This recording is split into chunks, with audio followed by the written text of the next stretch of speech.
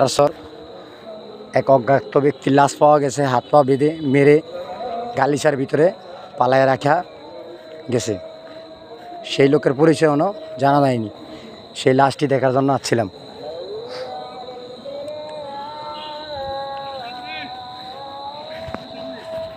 এদিকে বেড়া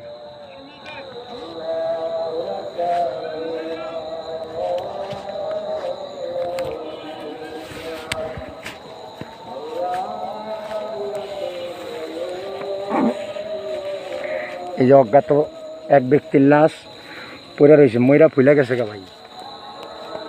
লুঙ্গি পরা, টি শার্টের গেঞ্জি পরা, টি শার্টের গেঞ্জি পরা, চেহারার বর্ণ কালো। আমাদের দেশের যদি এই অবস্থা হয়, আমাদের দেশটা কোন অবস্থানে গেছে। Hello guys.